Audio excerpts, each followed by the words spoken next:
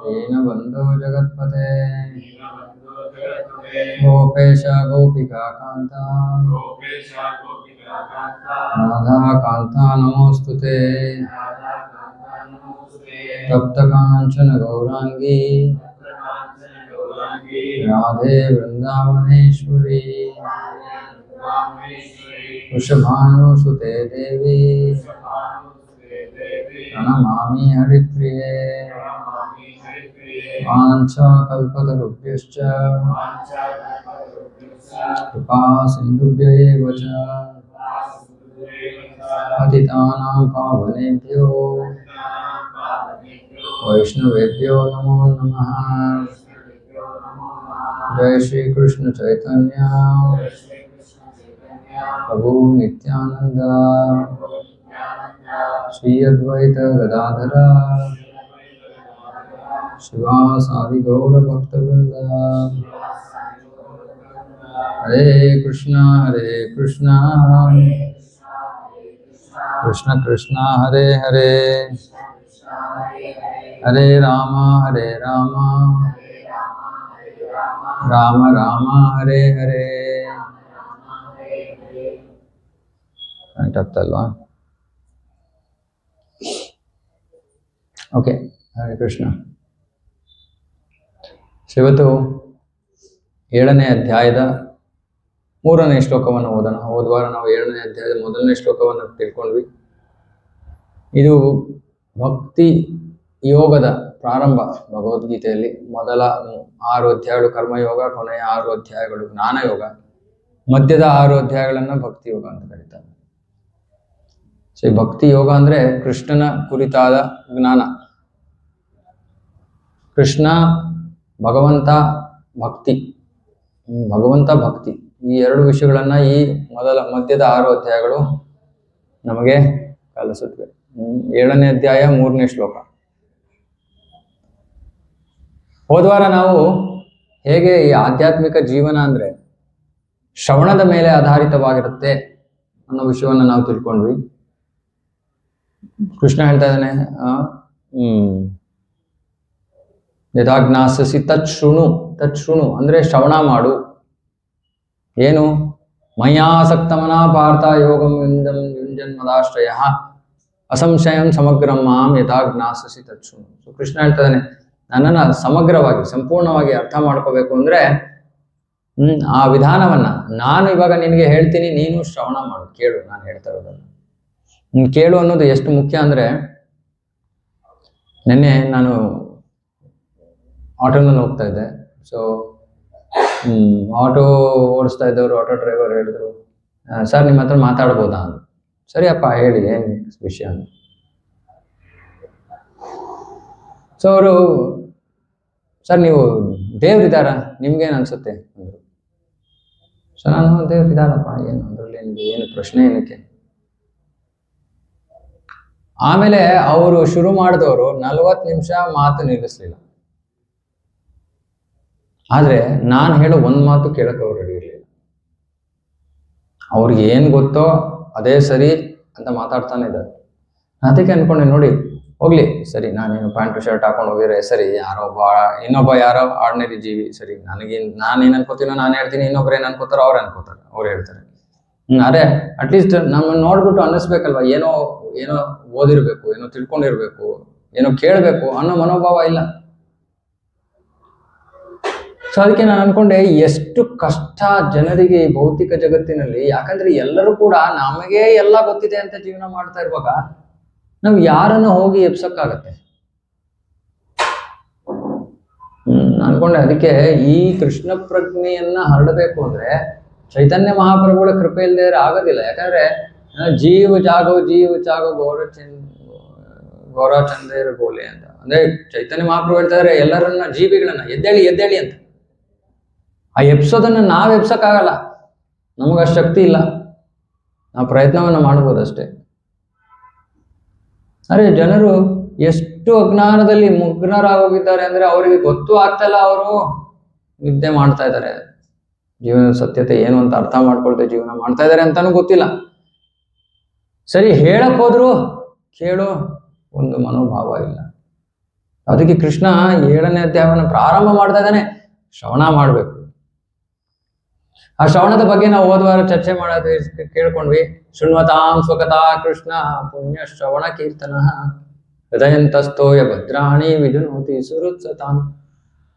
ಭಾಗವತದಲ್ಲಿ ಹೇಳ್ತಾರೆ ಶೃಣ್ವತಾಂ ಸ್ವಕಥಾ ಕೃಷ್ಣ. ಸ್ವಕಥಾ ಅಂದ್ರೆ ಕೃಷ್ಣನ ಬಗ್ಗೆ ಕಥೆ, ಕೃಷ್ಣ ಕಥಾ. ಕೃಷ್ಣನ ಕಥೆಯನ್ನ ಕೇಳೋದ್ರಿಂದ ಏನಾಗುತ್ತೆ? ಹೃದಯಂತಸ್ಥೋ ಹ್ಯಭದ್ರಾಣಿ ವಿಧುನೋತಿ. ನಮ್ಮ ಹೃದಯದಲ್ಲಿರೋ ಎಲ್ಲ ಕಲ್ಮಶ ಎಲ್ಲ ಕಿತ್ತು ತೊಡೆದು ಹೋಗ್ಬಿಡುತ್ತೆ ಸುಮ್ಮನೆ ಕೃಷ್ಣನ ಬಗ್ಗೆ ಶ್ರವಣ ಮಾಡೋದ್ರಿಂದ. ಅಷ್ಟು ಪ್ರಬಲ ಕೃಷ್ಣನ ಕುರಿತಾದ ವಿಷಯ. ಅದಕ್ಕೆ ನಾನು ಹೇಳಿದೆ ಹೋದ್ವಾರ, ಎಲ್ಲರ ಮನೆಯಲ್ಲೂ ಕೃಷ್ಣ ದೇವೋತ್ತಮ ಪರಮ ಪುರುಷ ಪುಸ್ತಕ ಇರಬೇಕು, ಎಲ್ಲರೂ ಪ್ರತಿದಿನ ಆ ಪುಸ್ತಕವನ್ನು ಓದಬೇಕು. ಅದಕ್ಕೋಸ್ಕರನೇ ನಮ್ಗೆ ಆಚಾರ್ಯರು ಅದನ್ನು ಕೊಟ್ಟಿರೋದು. ಸುಮ್ಮನೆ ಆ ಒಂದು ಪುಸ್ತಕವನ್ನು ನಾವು ಪ್ರತಿನಿತ್ಯ ಓದೋದ್ರಿಂದ ಕೃಷ್ಣನ ಮೇಲೆ ನಮ್ಗೆ ಆಕರ್ಷಣೆ ಬೆಳೆಯುತ್ತೆ. ಕೃಷ್ಣನ ಬಗ್ಗೆ ಆಕರ್ಷಣೆ ಬೆಳೆದ ತಕ್ಷಣ ನಾವೀ ಜನ್ಮ ಮೃತ್ಯು ಜರಾವ್ಯಾಧಿ ದುಃಖದ ಆಲಯದಿಂದ ನಾವು ಹೊರಗಡೆ ಹೋಗ್ತೀವಿ, ಕೃಷ್ಣನ ಧಾಮಕ್ಕೆ ಹೋಗ್ತೀವಿ. ಸುಮ್ಮನೆ ಪ್ರತಿನಿತ್ಯ ಕಥೆ ತರ ಓದ್ತಾ ಇರೋದು ಅಷ್ಟೇ. ಅದು ಕಥೆನೇ, ಅದು ಕೃಷ್ಣ ಪುಸ್ತಕ ಕಥೆ, ಅದನ್ನು ಓದ್ತಾ ಇರ್ಬೇಕು. ನಮ್ಮ ಮನಸ್ಸನ್ನ ಅದು ಸಂಪೂರ್ಣವಾಗಿ ಸ್ವಚ್ಛ ಮಾಡ್ಬಿಡುತ್ತೆ. ಏನಾಗುತ್ತೆ ಅಂತಿಮವಾಗಿ ಆ ಶ್ಲೋಕಗಳಲ್ಲಿ ಹೇಳಿದ್ರು ಭಗವತ್ತಿತ್ವ ವಿಜ್ಞಾನ ಮುಕ್ತ ಸಂಘಸ್ಯ ಜಾಯತೆ. ಭಗವತತ್ವ ವಿಜ್ಞಾನ. ಅಂತಿಮವಾಗಿ ನಮಗೆ ಭಗವಂತನ ನೇರ ಅನುಭವ ಆಗತ್ತೆ. ಭಗವಂತನ ನೇರ ಅನುಭವ ಆಗತ್ತೆ. ನೇರ ಅನುಭವ ಅಂದ್ರೆ ನಾವೇ ಕೃಷ್ಣನಲ್ಲಿ ಫೋಟೋನಲ್ಲಿ ನೋಡ್ತಾ ಇದೀವಿ, ಆದ್ರೆ ಅವನು ಫೋಟೋಯಿಂದ ಹೊರಗಡೆ ಬಂದು ನಮ್ಮ ಮುಂದೆ ನಿಂತ್ಕೋತಾನೆ. ಆ ಅನುಭವವನ್ನ ನಾವು ಇದೇ ಜನ್ಮದಲ್ಲಿ ಪಡ್ಕೋಬಹುದು. ಎಷ್ಟೊಂದು ಜನ ಅಂತಾರೆ ಕಲಿಯುಗಕ್ಕೆಲ್ಲ ಅಲ್ಲಪ್ಪ, ಏನು ಕಥೆ ಇದೆ, ಯಾವ್ದೋ ಬೇರೆ ಯುಗಗಳಿಗೆ ಆಗ್ತಾ ಇರ್ಬೋದು. ಇಲ್ಲ, ಯುಗಕ್ಕೋಸ್ಕರನೇ ಕೊಟ್ಟಿರೋದು ಪ್ರಕ್ರಿಯೆ. ಆ ಪ್ರಕ್ರಿಯೆ ಇರೋದೇ ಶ್ರವಣದ ಆಧಾರದ ಮೇಲೆ. ಶ್ರವಣ ಮಾಡ್ಲಿಲ್ಲ ಅಂದ್ರೆ ನಾವು ಭಕ್ತಿಯಲ್ಲಿ ಪ್ರಗತಿ ಸಾಧಿಸಕ್ಕಾಗಲ್ಲ. ಶ್ರವಣ ಮಾಡ್ಲಿ ಅಂದ್ರೆ ಕೃಷ್ಣ ಯಾರು ಅಂತ ನಮ್ಗೆ ಗೊತ್ತಾಗಲ್ಲ. ಕೃಷ್ಣನ ಹೇಗೆ ಪಡ್ಕೋತೀವಿ, ಅವಾಗ ಕೃಷ್ಣನಿಂದ ಹೇಗೆ ಆಕರ್ಷಿತರಾಗ್ತೀವಿ? ಸೊ ಹಾಗಾಗಿ ಶ್ರವಣ ಮಾಡ್ಬೇಕು. ಶ್ರವಣ ಅಂದ್ರೆ ಭಗವದ್ಗೀತಾ ಭಾಗವತ ಶ್ರವಣ ಅಷ್ಟೇ, ಇನ್ನೇನು ಬೇಕಾಗಿಲ್ಲ ನಮ್ಗೆ. ಕಲಿಯುಗಕ್ಕೆ ಇನ್ನೇನು ಈ ಗ್ರಂಥ ಆ ಗ್ರಂಥ ಅಂತ ಓದೋ ಅವಶ್ಯಕತೆ ಇಲ್ಲ. ಭಗವದ್ಗೀತಾ ಭಾಗವತ ಸಾಕು.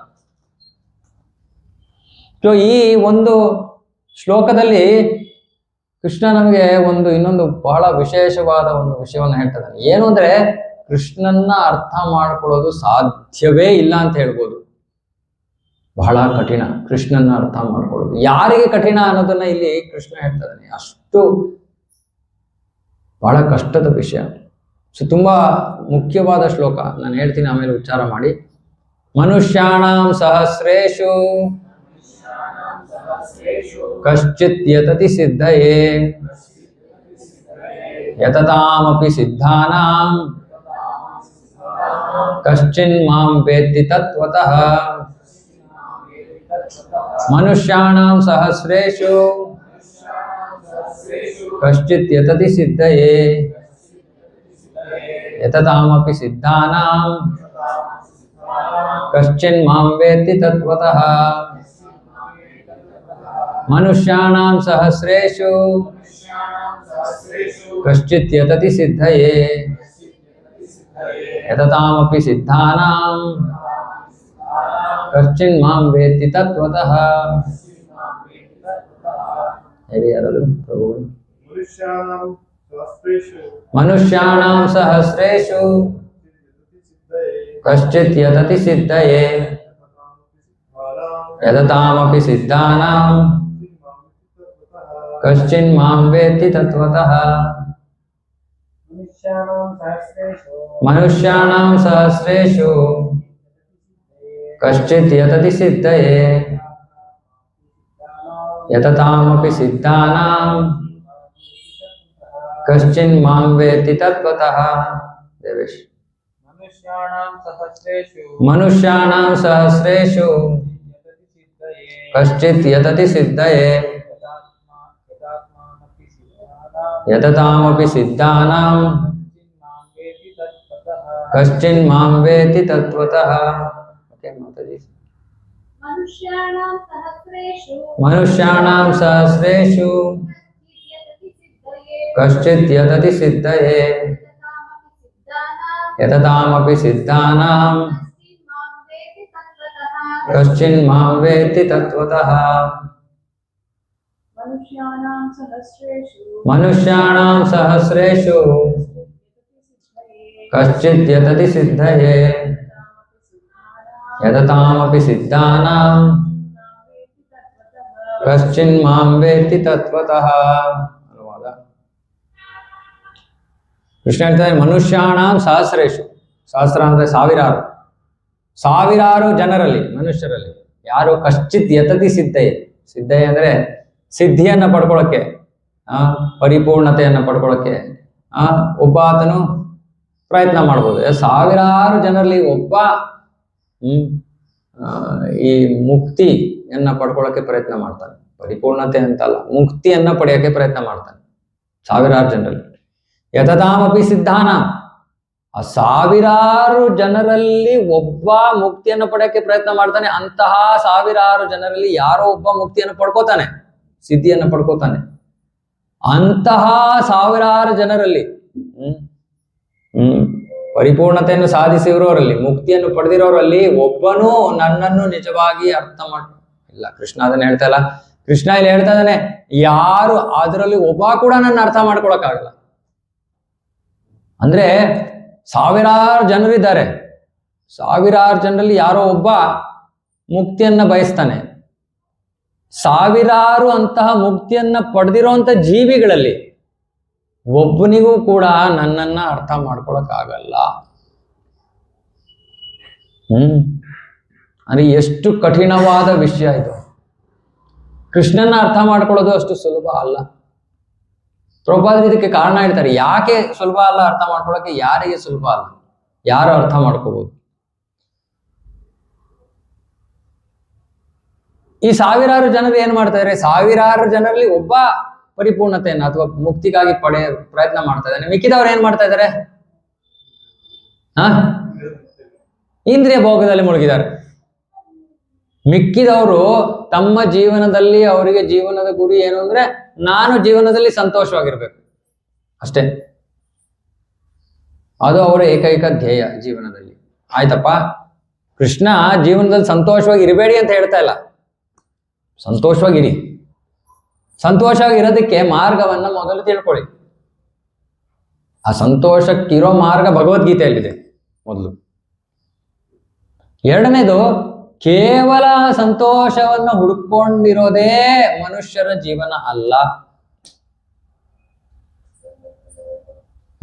ಕೇವಲ ಸಂತೋಷವನ್ನು ಹುಡುಕೋದು ಆಹಾರ ನಿದ್ರಾ ಭಯಮೈತು ನಮುಚ ಸಾಮಾನ್ಯಮೇತದ್ ಪಶುಭೀ ನರಾಣ.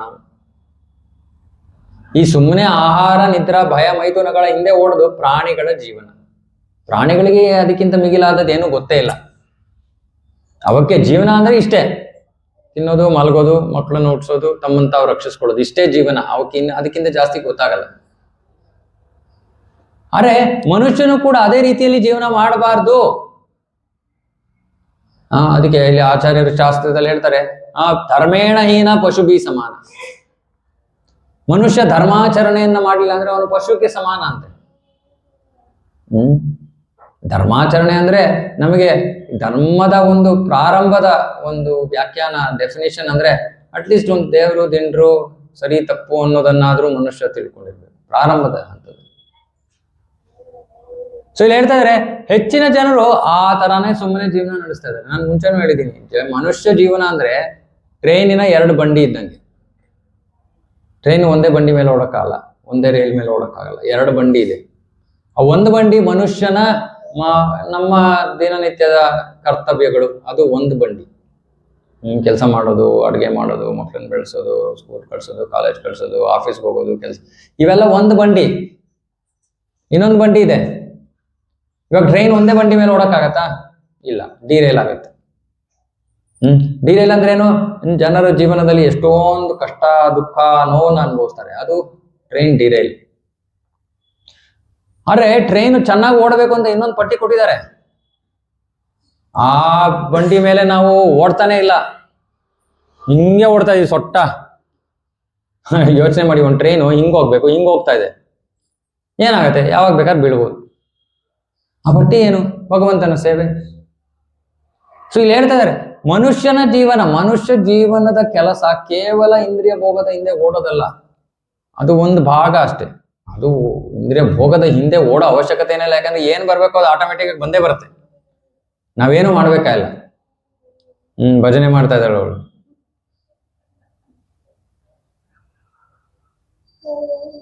ಸೊ ಹೆಚ್ಚಿನ ಜನರು ಈ ರೀತಿಯಾದ ಜೀವನವನ್ನ ನಡೆಸ್ತಾ ಇದ್ದಾರೆ. ಹಾಗಾಗಿ ಅವರಿಗೆ ಜೀವನದ ಗುರಿ ಏನು ಅನ್ನೋದೇ ಗೊತ್ತಿಲ್ಲ. ಗೊತ್ತು ನನಗೆ ಅಂತ ಇದ್ದಾರೆ ಅವರು. ಜೀವನದ ಗುರಿ ಏನು ಅಂತ ಗೊತ್ತಿಲ್ಲ. ಅದಕ್ಕೆ ನಾವು ಗೀತಾ ಸಾರ ಕಿರಣ ಅಂತ ಬರ್ದ್ವಿ.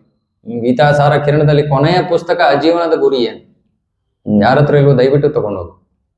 ಯಾಕಂದ್ರೆ ಬಹಳ ಮುಖ್ಯ ನಮಗೆ ಇದು. ಸರಳವಾದ ವಿಷಯ ಆದ್ರೆ ನಾವು ಅದನ್ನ ತಿಳ್ಕೊಂಡಿಲ್ಲ. ಮನುಷ್ಯರಾಗಿ ಜವಾಬ್ದಾರಿಯ ಜೀವನವನ್ನ ನಡೆಸ್ಬೇಕು ನಾವು. ಜವಾಬ್ದಾರಿಯ ಜೀವನ ಅಂದ್ರೆ ಮನುಷ್ಯ ಜೀವನ ಯಾಕಿದೆ, ಏನ್ ಮಾಡ್ಬೇಕು ಅನ್ನೋ ವಿಷಯ ನಮಗೆ ಗೊತ್ತಿಲ್ಲದೆ ಅದು ಧರ್ಮ ಅಲ್ಲ, ಧರ್ಮೇಣ ಹೀನ ಪಶುಗಳ ಜೀವನ. ಸೊ ಇಲ್ಲಿ ಹೇಳ್ತಾ ಇದ್ದಾರೆ. ಹಾಗಾಗಿ ಸಾವಿರಾರು ಜನರು ಕೇವಲ ಇಂದ್ರಿಯ ಭೋಗದಲ್ಲಿ ಮುಳುಗಿರ್ತಾರೆ. ಯಾರೋ ಒಬ್ಬ ಎಚ್ಚರಗೊಳ್ತಾನೆ, ಅಯ್ಯೋ ಇದೇನಿದು, ಜನ್ಮ ಜನ್ಮಾಂತರಗಳಿಂದ ನಾನು ಈ ಸಂತೋಷ ಪಡ್ಕೊಳ್ಳೋದಕ್ಕೆ ಪ್ರಯತ್ನ ಮಾಡ್ತಾನೆ ಇದ್ದೀನಿ, ಸಿಕ್ಕೇ ಇಲ್ವಲ್ಲ. ಸಿಕ್ಕಿದಿದ್ರೆ ಮನುಷ್ಯ ತೃಪ್ತನಾಗಿರೋ. ಯಾರು ಇದಾರ ತೃಪ್ತರಾಗಿರೋ ಮನುಷ್ಯರು? ಇದ್ ಸರಿ ಇಲ್ಲ, ಅದ್ ಸರಿ ಇಲ್ಲ, ಇದು ಬೇಕು ಅದು ಬೇಕು, ಇದೇ ನಡೆಯೋದು ಜೀವನದಲ್ಲಿ. ಸೊ ಅವನು ತೃಪ್ತಿಯನ್ನ ಕಂಡುಕೊಂಡಿಲ್ಲ ಅಂದ್ರೆ ನಿಜವಾಗ್ಲೂ ಅವನು ಸಂತೋಷವನ್ನ ಅನುಭವಿಸಿಲ್ಲ. ಅವನಿಗೆ ಸಿಕ್ಕಿಲ್ಲ. ಅವನೇನು ಹುಡುಕ್ತಾ ಇದ್ದೋ ಅದು ಅವನಿಗೆ ಸಿಕ್ಕಿಲ್ಲ ಇದ್ರವರೆಗೂ. ಸೊ ಅವನು ಯೋಚನೆ ಮಾಡ್ತಾನೆ. ಅವನನ್ನ ಜ್ಞಾನಿ ಅಂತ ಕರೀತಾರೆ. ಯಾರು ಅಯ್ಯೋ ಈ ಕರ್ಮದಿಂದ ಏನ್ ಪ್ರಯೋಜನ ಇಲ್ಲ ರೀ, ಮಾಡಿ ಮಾಡಿ ಮಾಡಿ ಮಾಡಿ ಸಾಕಾಗೋಗಿದೆ ನನಗೆ, ಕತ್ತೆ ತರ ಕೆಲಸ ಮಾಡ್ತೀನಿ, ಆದ್ರೆ ಸಂತೋಷ ಅಂತೂ ಸಿಗಲ್ಲ, ಬೇರೆ ಏನು ಮಾರ್ಗ ಇಲ್ವಾ? ಆಮೇಲೆ ಅವಾಗ ಪ್ರಶ್ನೆಗಳು ಹುಟ್ಟುತ್ತೆ ಅವನ ಮನಸ್ಸಿನಲ್ಲಿ. ಓ ನಾನು ಯಾರು, ನಾನು ಎಲ್ಲಿಂದ ಬಂದಿದ್ದೀನಿ, ದೇವರು ಅಂದ್ರೆ ಯಾರು, ನನಗೂ ಅವನಿಗೆ ಏನ್ ಸಂಬಂಧ? ಈ ಪ್ರಶ್ನೆಗಳು ಅವನ ಮನಸ್ಸಿನಲ್ಲಿ ಹುಟ್ಟಕ್ ಶುರು ಮಾಡುತ್ತೆ. ಹುಟ್ಟಕ್ ಶುರು ಆಗುತ್ತೆ. ಅವನನ್ನ ಜ್ಞಾನಿ ಅಂತ ಕರೀತಾರೆ. ಜ್ಞಾನಿ. ಈ ಮೊದಲ ವರ್ಗದವನು ಅವನ ಜೀವನ ಧ್ಯೇಯ ಕೇವಲ ಇಂದ್ರಿಯ ಭೋಗ, ಇಂದ್ರಿಯಗೆ ಆನಂದವನ್ನು ಕೊಡೋದು. ಈ ಜ್ಞಾನಿ ಇವಾಗ ಸ್ವಲ್ಪ ಮೇಲಕ್ಕೆ, ಸ್ವಲ್ಪ ಉನ್ನತ ಸ್ತರಕ್ಕೆ ಬಂದಿದ್ದಾನೆ. ಅವನ ಮನಸ್ಸಿನಲ್ಲಿ ಪ್ರಶ್ನೆ, ನಾನು ಯಾರು, ನಾನು ಎಲ್ಲಿಂದ ಬಂದಿದ್ದೀನಿ, ನಾನು ಏನ್ ಮಾಡ್ಬೇಕು, ದೇವರು ಅಂದ್ರೆ ಯಾರು, ಈ ಎಲ್ಲ ಪ್ರಶ್ನೆಗಳು. ಹಾಗಾಗಿ ಅವನೇನ್ ಮಾಡ್ತಾನೆ? ಪ್ರಶ್ನೆಗಳನ್ನ ಮಾಡ್ತಾನೆ, ಜಿಜ್ಞಾಸೆ ಮಾಡ್ತಾನೆ, ಅಧ್ಯಯನ ಮಾಡ್ತಾನೆ, ಜ್ಞಾನವನ್ನ ಪಡ್ಕೋತಾನೆ. ಇವಾಗ ಭಗವಂತನನ್ನ ಭಾಗವತದಲ್ಲಿ ಹೇಳ್ತಾರೆ. ಭಗವಂತನನ್ನ 3 ಹಂತಗಳಲ್ಲಿ ನಾವು ಅರ್ಥ ಮಾಡ್ಕೋಬಹುದು. ಮೊದಲನೇದು ಬ್ರಹ್ಮನ್. ಬ್ರಹ್ಮನ್ ಅಂದ್ರೆ ಭಗವಂತನ ಶರೀರದಿಂದ ಬರ್ತಾ ಇರುವಂತಹ ಕಾಂತಿ, ಅದಕ್ಕೆ ಬ್ರಹ್ಮನ್ ಅಂತ ಕರೀತಾರೆ. ಎರಡನೇದು ನಮ್ಮೆಲ್ಲರ ಹೃದಯದಲ್ಲಿ ಇರುವಂತಹ ಪರಮಾತ್ಮ. ಸೊ ಮೊದಲನೇದು ಬ್ರಹ್ಮನ್ ಸಾಕ್ಷಾತ್ಕಾರ, ಎರಡನೇದು ಪರಮಾತ್ಮ ಸಾಕ್ಷಾತ್ಕಾರ, ಮೂರನೇದು ಭಗವಂತನ ಸಾಕ್ಷಾತ್ಕಾರ. ಭಗವಂತ ಅಂದ್ರೆ ಸ್ವಯಂ ಕೃಷ್ಣ. ಇವಾಗ ಈ ಜ್ಞಾನಿಗಳಾದವರು ಇಷ್ಟೊಂದು ಅಧ್ಯಯನ ಮಾಡ್ತಾರೆ, ಶಾಸ್ತ್ರ ಓದ್ತಾರೆ, ಇದು ಓದ್ತಾರೆ, ಇವರೆಲ್ಲ ಸಾಮಾನ್ಯವಾಗಿ ಸನ್ಯಾಸಿಗಳು. ಇವ್ರು ಇದೆಲ್ಲ ಮಾಡಿ ಕೊನೆಗೆ ಅವರ ಧ್ಯೇಯ ಏನು? ಓ ಭಗವಂತನ ಬ್ರಹ್ಮಜ್ಯೋತಿಯಲ್ಲಿ ನಾನು ಲೀನವಾಗಿ ಹೋಗ್ತೀನಿ. ಭಗವಂತನ ಬ್ರಹ್ಮಜ್ಯೋತಿಯಲ್ಲಿ ಒಂದಾಗೋದು ಅವರ ಜೀವನದ ಧ್ಯೇಯ. ಇವಾಗ ಇದ್ರಲ್ಲಿ ಸಮಸ್ಯೆ ಏನಿದೆ? ಸಮಸ್ಯೆ ಏನಂದ್ರೆ ಅಲ್ಲಿ ಆ ಬ್ರಹ್ಮಜ್ಯೋತಿಲಿ ಇವಾಗ ಲೈಟ್, ಇವಾಗ ನಿಮ್ಮ ಮನೆಯಲ್ಲಿ ಬೆಳಗ್ಗೆ ಸೂರ್ಯ ಕಿರಣಗಳು ಮನೆ ಒಳಗೆ ಬರ್ತಾ ಇರುತ್ತೆ. ಚಿಕ್ಕ ಚಿಕ್ಕ ಕಣಗಳು ಕಾಣುತ್ತೆ ನಿಮ್ಗೆ, ಹೊಳೆ ತರ, ಡಸ್ಟ್ ತರ. ಬ್ರಹ್ಮಜ್ಯೋತಿ ಅಂದ್ರೆ ಆ ತರ ಇರುತ್ತೆ. ಇವಾಗ ಅಲ್ಲಿ ಬ್ರಹ್ಮಜ್ಯೋತಿಯಲ್ಲಿ ಒಬ್ರು ಹೋಗಿ ಅಲ್ಲಿ ಒಂದು ಕಣ ಹಾಕ್ತಾರೆ, ಅಲ್ಲಿ ಮಾಡಕ್ಕೇನು ಕೆಲಸ ಇಲ್ಲ. ಈ ಕಡೆ ಆ ಕಡೆ ನೋಡ್ತಾರೆ, ಅವರು ಏನು ಕೆಲಸ ಇಲ್ಲ ಮಾಡಕ್ಕೆ. ಆತ್ಮಗಳಾಗಿ ಸಕ್ರಿಯವಾಗಿರೋದು ನಮ್ಮ ಗುಣ, ಸ್ವಾಭಾವಿಕ ಗುಣ. ಸೊ ನಾವು ಕೆಲಸ ಇಲ್ಲದೆ ಕೂತ್ಕೊಳ್ಳೋಕ್ಕಾಗಲ್ಲ. ಸೊ ಹಾಗಾಗಿ ಏನ್ ಮಾಡ್ತಾರೆ? ಅಯ್ಯೋ ಏನಪ್ಪ ಬೋರ್ ಆಯ್ತು, ಸರಿ ಭೌತಿಕ ಜಗತ್ತಿಗೆ ಹೋಗೋಣ, ಸ್ವಲ್ಪ ಸಮಾಜ ಕಲ್ಯಾಣ ಕಾರ್ಯ ಮಾಡೋಣ ಅನ್ಬಿಟ್ಟು ಮೇಲಿಂದ ಕೆಳಗಡೆ ಇಳಿತಾರೆ. ಅಲ್ಲಿದ್ದಂಗೆ ಹೊಟ್ಟೋದ್ರು, ಬ್ರಹ್ಮನ ಹತ್ರ ಹೊಟ್ಟೋದ್ರು, ಆದ್ರೆ ವಾಪಸ್ ಬರ್ತಾರೆ. ಸೊ ಈ ಬ್ರಹ್ಮನ್ ಸಾಕ್ಷಾತ್ಕಾರ ಗ್ಯಾರಂಟಿ ಇಲ್ಲ. ಎರಡನೇದು ಪರಮಾತ್ಮ ಸಾಕ್ಷಾತ್ಕಾರ. ಈ ಜ್ಞಾನಿ ಆದ್ಮೇಲೆ ಇನ್ನೊಬ್ಬ ಇದ್ದಾನೆ ವ್ಯಕ್ತಿ, ಅವನ ಹೆಸರು ಯೋಗಿ ಅಂತ. ಯೋಗಿ ಅಂದ್ರೆ ಅಷ್ಟಾಂಗ ಯೋಗವನ್ನ ಮಾಡೋನು. ಇವತ್ತಿನ ಯೋಗ ಕ್ಲಾಸಲ್ಲಿ ಎಷ್ಟಂಗ ಮಾಡಿಸ್ತಾರೆ? ಸಾಮಾನ್ಯವಾಗಿ 2 ಅಂಗ ಅಲ್ವಾ ಕೀರ್ತಿ ಮಾತಾಜಿ? ಕೀರ್ತಿ ಮಾತಾಜಿ ಯೋಗ ಟೀಚರ್. ಸೊ ಹಾಗಾಗಿ ಏನ್ ಮಾಡಿಸ್ತಾರೆ? ಆಸನ, ಪ್ರಾಣಾಯಾಮ, ಯಮ ನಿಯಮ ಎಲ್ಲ ಇಲ್ಲ. ಯಾಕಂದ್ರೆ ಯಮ ನಿಯಮ ಹೇಳಿದ್ರೆ ನಾಳೆಯಿಂದ ಕ್ಲಾಸ್ಗೆ ಯಾರು ಬರಲ್ಲ. ಸೊ ಈ ಆಸನ ಪ್ರಾಣಾಯಾಮದಿಂದ ನಮಗೆ ಅಷ್ಟಾಂಗ ಯೋಗದ ಪರಿಪೂರ್ಣತೆ ಸಿಗೋದಿಲ್ಲ. ಅಷ್ಟಾಂಗ ಯೋಗದಲ್ಲಿ ಆಮೇಲೆ ಪ್ರತ್ಯಾಹಾರ ಇದೆ, ಆಮೇಲೆ ಧಾರಣ ಇದೆ, ಧ್ಯಾನ ಇದೆ, ಸಮಾಧಿ ಇದೆ. ಯಾವ್ದ್ರ ಮೇಲೆ ಧ್ಯಾನ? ಹೃದಯದಲ್ಲಿ ಇರೋ ಪರಮಾತ್ಮನ ಮೇಲೆ ಧ್ಯಾನ.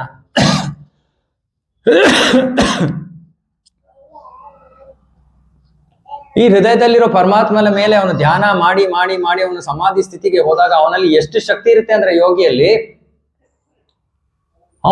ಅವನಿಗೆ ಇಚ್ಛಾ ಮರಣ ಇರುತ್ತೆ. ಅವನು ಇಷ್ಟ ಬಂದಿದ್ದ ಸಮಯದಲ್ಲಿ ಅವನು ಸಾಯ್ಬೋದು. ಭೀಷ್ಮ ದೇವರ ತರ ಇಷ್ಟ ಬಂದಿದ್ದ ಸಮಯದಲ್ಲಿ ಅವನು ತನ್ನ ಪ್ರಾಣವನ್ನ ತ್ಯಾಗ ಮಾಡಬಹುದು. ಅದು ಹೇಗೆ ಪ್ರಾಣ ತ್ಯಾಗ ಹೋಗುತ್ತೆ, ಆತ್ಮ ಹೇಗೆ ಹೋಗುತ್ತೆ ಶರೀರದಿಂದ? ಬ್ರಹ್ಮರಂಧ್ರದಿಂದ ಹೊರಗಡೆ ಹೋಗುತ್ತೆ.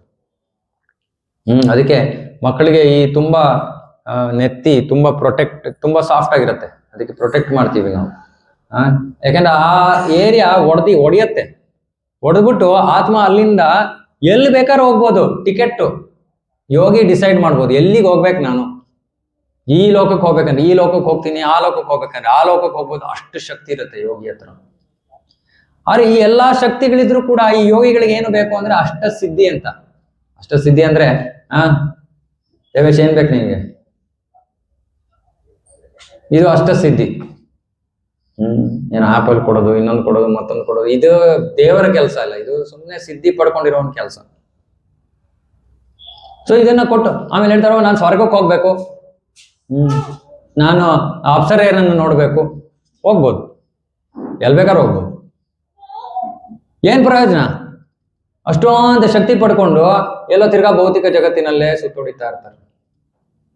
ಇಲ್ಲ ಹೆಚ್ಚು ಅಂದ್ರೆ ಅವರು ಕೂಡ ಬ್ರಹ್ಮನಲ್ಲಿ ಒಂದಾಗ್ತೀವಿ ಅಂತ. ಇವಾಗ ಇದೆಲ್ಲ ಯಾಕೆ ಹೇಳ್ತಾ ಇದ್ದೀನಿ ನಾನು? ಇವ್ರಿಗೆ ಯಾರಿಗೂ ಕೃಷ್ಣ ಅರ್ಥ ಆಗಲ್ಲ.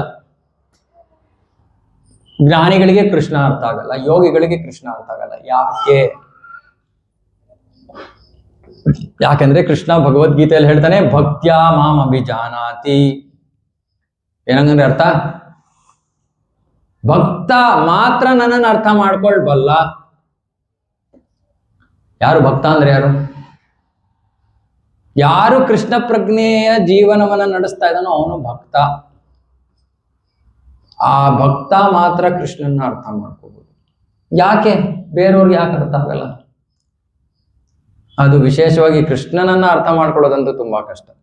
ಇವತ್ತು ಮಧ್ಯಾಹ್ನ ನಾನು ಪುಷ್ಪ ಮಾತಾಜಿ ಕೇಳ್ತಾ ಇದ್ರು, ಪುಸ್ತಕ ವಿತರಣೆ ಹೋದಾಗ ಪ್ರಭುಗಳೇ ಈ ತರ ಆ ತರ ಎಲ್ಲ ಪ್ರಶ್ನೆ ಕೇಳ್ತಾರೆ. ನಮಗೆ ಉಲ್ಟಾ ಪಲ್ಟಾ ಪ್ರಶ್ನೆ ಕೇಳ್ತಾರೆ ಕೃಷ್ಣನ ಬಗ್ಗೆ ಅಲ್ವಾ? ಕೃಷ್ಣ ಏನ್ ಸೀದಾನ ಇದ್ದಾನೆ? 3 ಕಡೆ ಸೊಟ್ಟ. ಕಷ್ಟ. ಇವಾಗ ಉದಾಹರಣೆಗೆ ಎಷ್ಟೊಂದು ಜನ ಹೇಳ್ತಾರೆ, ಓಕೆ ಕೃಷ್ಣ ಸುಳ್ಳ. ಏನ್ ಸುಳ್ಳು ಹೇಳ್ದ ಕೃಷ್ಣ? ಕುರುಕ್ಷೇತ್ರದ ಯುದ್ಧ ಭೂಮಿಯಲ್ಲಿ ಏನೋ ಸುಳ್ಳು ಹೇಳ್ದ. ಏನ್ ಸುಳ್ಳು ಹೇಳ್ದ? ಅಶ್ವತ್ಥಾಮ. ಪಾಪ ಎಲ್ಲರೂ ಹೇಳ್ತಾರೆ ನೋಡಿ, ಆ ಯುಧಿಷ್ಠಿರ ಧರ್ಮರಾಜ ಅವನು ಒಂಚೂರು ಸುಳ್ಳೇ ಹೇಳದೇ ಇರೋಂತ ಮನುಷ್ಯ, ಅವನ ಹತ್ರನೂ ಸುಳ್ಳು ಹೇಳ್ಸ್ಬಿಟ್ಟ ಕೃಷ್ಣ.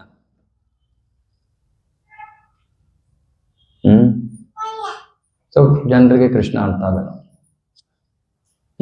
ಇನ್ನೊಂದು, ಕುರುಕ್ಷೇತ್ರದ ಯುದ್ಧದ ಪ್ರಾರಂಭದಲ್ಲಿ ಕೃಷ್ಣ ಏನು ಪ್ರತಿಜ್ಞೆ ಮಾಡಿರ್ತಾನೆ? ನಾನು ಯಾವ ಆಯುಧಾನು ಎತ್ತಲ್ಲ. ಯುದ್ಧ ಪ್ರಾರಂಭ ಆಗೋಕ್ಕಿಂತ ಮುಂಚೆ ಇಬ್ರು ಬರ್ತಾರೆ, ದುರ್ಯೋಧನ ಅರ್ಜುನ ಇಬ್ರು ಕೃಷ್ಣ ಹತ್ರ ಬರ್ತಾರೆ.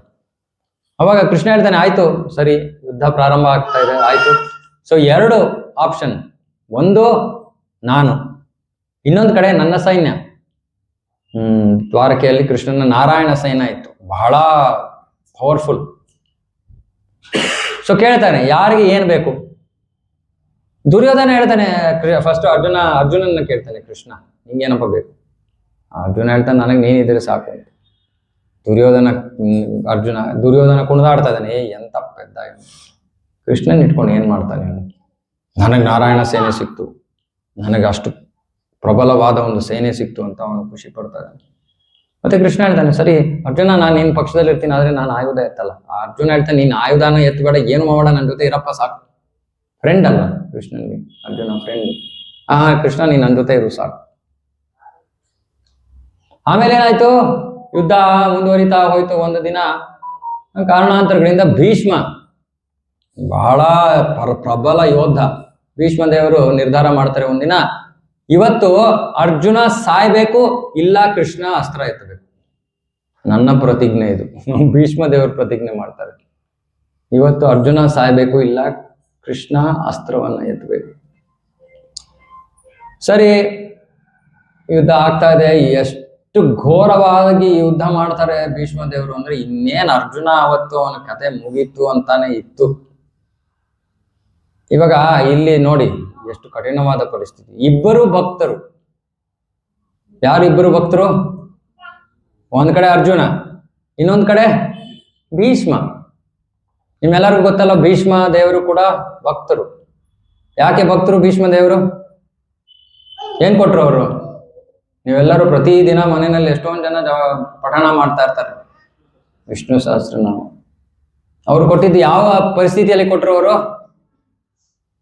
ಬಾಣಗಳದ ಶಯ್ಯೆ ಹಾಸಿಗೆ ಮೇಲೆ ಮಲ್ಕೊಂಡಿದ್ದಾರೆ, ಅವಾಗ ಅವರು ವಿಷ್ಣು ಸಹಸ್ರನಾಮವನ್ನ ಭಗವಂತನ ಗುಣಗಾನ ಮಾಡ್ತಾರೆ. ಎಂತ ಭಕ್ತರು ಇರ್ಬೇಕು ನೋಡಿ, ಸಾಯೋ ಅಂತಹ ನೋವಿನ ಸಮಯದಲ್ಲಿ ಭಗವಂತನ ಗುಣಗಾನ ಮಾಡ್ತಾ ಇದ್ದಾರೆ. ಎಂತ ಮಹಾಭಕ್ತರು. ಇವಾಗ ಕೃಷ್ಣನಿಗೆ ಪರಿಸ್ಥಿತಿ ಏನು? ಇವಾಗ ಭೀಷ್ಮ ದೇವರು ಪ್ರತಿಜ್ಞೆ ಮಾಡಿದ್ದಾರೆ, ಅರ್ಜುನ ಸಾಯ್ಬೇಕು, ಇಲ್ಲ ಕೃಷ್ಣ ಅಸ್ತ್ರ ಎತ್ತಬೇಕು. ಇವಾಗ ಅರ್ಜುನ ಸಾಯಕ್ಕಂತೂ ಕೃಷ್ಣ ಬಿಡಲ್ಲ. ಎರಡೇ ಆಯ್ಕೆ ಇದ್ದಿದ್ದು, ಅರ್ಜುನನ್ನ ಸಾಯಕ್ ಬಿಡಬೇಕು, ಇಲ್ಲ ಅಸ್ತ್ರ ಎತ್ತಬೇಕು. ಅರ್ಜುನನ್ನ ಸಾಯಕ್ ಬಿಡೋ ಪ್ರಶ್ನೆ ಇಲ್ಲ. ಸೊ ಏನು ಪರ್ಯಾಯ ಮಾರ್ಗ ಇದ್ದಿದ್ದು ಕೃಷ್ಣನಿಗೆ? ಅಸ್ತ್ರ ಅವನು ಎತ್ತಬೇಕಾಗಿತ್ತು. ಇವಾಗ ಯಾರು ಪ್ರತಿಜ್ಞೆ ಮಾಡಿದ್ದು ಯುದ್ಧದ ಮುಂಚೆ? ತಾನೇ. ಅರೆ ಕೃಷ್ಣ ಏನ್ ಮಾಡ್ದ? ತನ್ನ ಮಾತನ್ನು ಮುರಿದ್ಬಿಟ್ಟ. ಇವಾಗ ಇದನ್ನ ನೋಡು ಜನ ಹೇಳ್ತಾರೆ, ನೋಡಿ ಸುಳ್ಳ, ಮಾತು ಕೊಟ್ಟ, ಉಳಿಸ್ಕೊಳ್ಳಿಲ್ಲ. ಇದಕ್ಕೆ ಕೃಷ್ಣನ ಅರ್ಥ ಮಾಡ್ಕೊಳ್ಳೋದು ಬಹಳ ಬಹಳ ಕಠಿಣ. ಯಾರು ಅರ್ಥ ಮಾಡ್ಕೋಬಹುದು? ಕೇವಲ ಭಕ್ತರು ಮಾತ್ರ ಅರ್ಥ ಮಾಡ್ಕೋಬಹುದು. ಯಾಕೆಂದ್ರೆ ಕೃಷ್ಣ ಭಗವದ್ಗೀತೆಯಲ್ಲಿ ಹೇಳ್ತಾ ಇದ್ದಾನೆ, ಅನನ್ಯ ಚಿಂತೆಯಂತೋ ಮಾಯೇ ಜನ ಪರಿಪಾಸತೆ ತೇಷಾಂ ನಿತ್ಯಾಭಿಯುಕ್ತಾನಾಂ ಯೋಗಕ್ಷೇಮಂ ವಹಾಮ್ಯಹಂ. ಕೃಷ್ಣ ಭಗವದ್ಗೀತೆಯಲ್ಲಿ ಮಾತನ್ನ ಕೊಡ್ತಾ ಇದ್ದಾನೆ, ನಮೇ ಭಕ್ತ ಪ್ರಣಶ್ಯತಿ. ಸೊ ಇಷ್ಟೊಂದು ಮಾತನ್ನ ಕೊಡ್ತಾ ಇದ್ದಾನೆ ಕೃಷ್ಣ ಭಗವದ್ಗೀತೆಯಲ್ಲಿ. ಯಾರಿಗೆ ಅರ್ಥ ಆಗುತ್ತೆ? ಯಾರು ಕೃಷ್ಣನ ಉಪದೇಶವನ್ನ ಪಾಲನೆ ಮಾಡ್ತಾ ಇದಾರೋ ಅವ್ರಿಗೆ ಗೊತ್ತಾಗುತ್ತೆ ಕೃಷ್ಣ ಏನು ಉಪದೇಶ ಕೊಡ್ತಾ ಇದ್ದಾನೆ. ಹೇಳ್ತಾ ಇದ್ದಾನೆ, ಅನನ್ಯ ಚಿಂತೆ ಅಂತ. ಯಾರ ನನ್ನ ಬಗ್ಗೆ ಸತತವಾಗಿ ಚಿಂತನೆ ಮಾಡ್ತಾರೋ, ನನ್ನ ಸೇವೆಯಲ್ಲಿ ತೊಡಗಿರ್ತಾರೋ, ಅವರ ಜೀವನದಲ್ಲಿ ಏನಿಲ್ವೋ ಅದನ್ನ ನಾನು ಕೊಡ್ತೀನಿ, ಅವ್ರ ಜೀವನದಲ್ಲಿ ಏನಿದೆಯೋ ಅದನ್ನ ನಾನು ರಕ್ಷಿಸ್ತೀನಿ. ಇವಾಗ ಇದು ಯಾರಿಗೋಸ್ಕರ ಕೃಷ್ಣ ಮಾಡಿರೋ ವಾಕ್ಯ? ಇದು ಭಕ್ತರಿಗೋಸ್ಕರ. ಇವಾಗ ಯಾವ ಭಕ್ತರು ಇದನ್ನ ನಂಬ್ಕೊಂಡು, ಆ ಒಂದು ಉಪದೇಶವನ್ನ ನಂಬ್ಕೊಂಡು ಜೀವನ ನಡೆಸ್ತಾರೋ ಅವರು ನೋಡ್ತಾರೆ, ಹೌದು ಕೃಷ್ಣ ನನ್ನ ಜೀವನವನ್ನ ನಡೆಸ್ತಾ ಇದ್ದಾನೆ. ಸೊ ಅವ್ರಿಗೆ ಕೃಷ್ಣ ಏನು ಅಂತ ಅರ್ಥ ಆಗತ್ತೆ. ಇವಾಗ ಕೃಷ್ಣನ ವಿಷಯ, ಕೃಷ್ಣನ ಬಗ್ಗೆ ನಾವು ಅರ್ಥ ಮಾಡ್ಕೋಬೇಕಂದ್ರೆ ಒಂದು ಸುಲಭವಾದ ಮಾರ್ಗವನ್ನು ಕೊಡ್ತೀನಿ ನಿಮಗೆ. ಯಾರಾದ್ರೂ ಪ್ರಶ್ನೆ ಮಾಡಿದ್ರೆ ಕೃಷ್ಣನ ಬಗ್ಗೆ ಯಾವುದೇ ಒಂದು ಸನ್ನಿವೇಶದಲ್ಲಿ ನೀವು ಒಂದೇ ಒಂದು ವಿಷಯವನ್ನು ಪರಿಗಣಿಸ್ಬೇಕು. ಏನು ಅಂದ್ರೆ, ಆ ಸನ್ನಿವೇಶದಲ್ಲಿ ಯಾವ ಭಕ್ತರು ಇದ್ದಾರೆ. ಉದಾಹರಣೆಗೆ ಧರ್ಮರಾಜನಿಗೆ ಸುಳ್ಳು ಹೇಳೋ ವಿಷಯದಲ್ಲಿ ಯಾರಿದ್ರು? ಪಾಂಡವರಿದ್ರು. ಅಥವಾ ಈ ಒಂದು ಸನ್ನಿವೇಶದಲ್ಲಿ ಅರ್ಜುನ ಮತ್ತೆ ಭೀಷ್ಮರು ಇಬ್ಬರು ಇದ್ರು ಭಕ್ತರು. ಕೃಷ್ಣ ಏನ್ ಮಾಡ್ತಾನೆ? ಕೃಷ್ಣನ ನಡತೆ ಅಥವಾ ಅವನ ಕಾರ್ಯವನ್ನು ಹೇಗೆ ಅರ್ಥ ಮಾಡ್ಕೋಬಹುದು? ಕೃಷ್ಣ ತನಗೋಸ್ಕರ ಏನೂ ಮಾಡಲ್ಲ. ಮೊದಲನೇದು, ಕೃಷ್ಣ ಯಾರಿಗೋಸ್ಕರ ಮಾಡೋದು? ತಾನ್ ಮಾಡೋ ಪ್ರತಿಯೊಂದು ವಿಷಯವೂ ಕೂಡ ಯಾವ್ದಾದ್ರೂ ಭಕ್ತರಿಗೋಸ್ಕರ ಮಾಡ್ತಾನೆ ಕೃಷ್ಣ. ಅವನು ಭಕ್ತರಿಗೋಸ್ಕರ ಮಾಡ್ತಿರುವಾಗ ತನ್ನ ಬಗ್ಗೆ ಯೋಚನೆ ಮಾಡಲ್ಲ. ಕೃಷ್ಣನಿಗೆ ಗೊತ್ತಿಲ್ವಾ ಜನರ ಆಮೇಲೆ ಅವನ ಬಗ್ಗೆ ಹೀಗ್ ಮಾತಾಡ್ತಾರೆ, ಹಾಗೆ ಮಾತಾಡ್ತಾರೆ, ಕೆಟ್ಟದ್ದು ಮಾತಾಡ್ತಾರೆ, ಗೊತ್ತಿಲ್ವಾ ಅವನಿಗೆ? ಗೊತ್ತು. ಆದ್ರೆ ಅವನಿಗೆ ಅದು ಮುಖ್ಯ ಅಲ್ಲ. ಅವನಿಗೇನ್ ಮುಖ್ಯ? ಭಕ್ತರು ಮುಖ್ಯ. ಇದನ್ನ ಯಾರು ಅರ್ಥ ಮಾಡ್ಕೊಳಕ್ಕಾಗತ್ತೆ? ಯಾರು ಕೃಷ್ಣನ ಪ್ರೀತಿಯನ್ನ ತಮ್ಮ ಜೀವನದಲ್ಲಿ ಅನುಭವಿಸಿದಾರೋ ಅವ್ರು ಮಾತ್ರ ಅರ್ಥ ಮಾಡ್ಕೋಬಹುದು ಇದನ್ನ.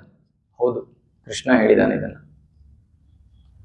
ಇಲ್ಲ, ಕೃಷ್ಣನ ಬಗ್ಗೆ ಶ್ರವಣ ಮಾಡ್ಬೋದು, ಕೃಷ್ಣನ ಗುಣ ಏನು ಅನ್ನೋದನ್ನ ತಿಳ್ಕೊಬಹುದು. ಭಾಗವತದಲ್ಲಿ ಹೇಳ್ತಾರೆ, ನಿಮ್ಗೆಲ್ಲರಿಗೂ ಗೊತ್ತು, ಪೂತನಿ ಏನವಳು? ರಾಕ್ಷಸಿ. ಏನ್ ಮಾಡಕ್ ಬಂದ್ಲು ಅವಳು? ಕೃಷ್ಣನ ಸಾಯಿಸಕ್ಕೆ ಬಂದ್ಲು.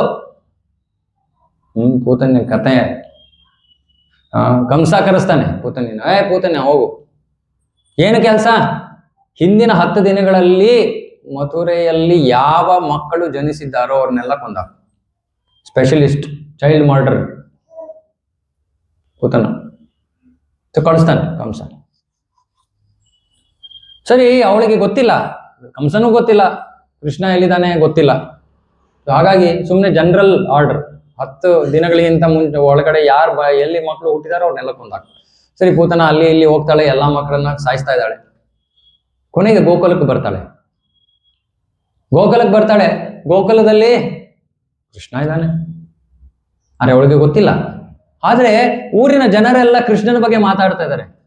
ಕೃಷ್ಣ ಹಿಂಗಿದಾನೆ, ಕೃಷ್ಣ ಹಂಗಿದಾನೆ, ಬರೀ ಕೃಷ್ಣನ ಬಗ್ಗೆ ಮಾತು. ಕೃಷ್ಣ ಕೃಷ್ಣ ಕೃಷ್ಣ ಕೃಷ್ಣ ಕೃಷ್ಣ. ಸೊ ಇವಳಿಗನ್ಸುತ್ತೆ, ಯಾರು ಇಷ್ಟು ದಿನ ನಾನು ಎಲ್ಲ ಕಡೆ ಓಡಾಡಿದೀನಿ, ಯಾರು ಇನ್ನೊಬ್ಬರ ಬಗ್ಗೆ ಇಷ್ಟೊಂದು ಅಟ್ಯಾಚ್ಮೆಂಟ್ ಇಂದ ಮಾತಾಡಿಲ್ವಲ್ಲ, ಯಾರು ಕೃಷ್ಣ, ಇವನೇ ಇರ್ಬೇಕು ಕಂಸ ಹೇಳಿರೋದು. ಸರಿ ಆಯ್ತು. ಪೂತನ ಅವಳು ದೊಡ್ಡ ಕೆಟ್ಟ ಕುರುಪಿ, ಅವಳು ನೋಡಕ್ ಆಗಲ್ಲ, ಭಯಾನಕ, ಹೆದರಿಕೆ ಆಗುವಂಥವಳು, ರಾಕ್ಷಸಿ.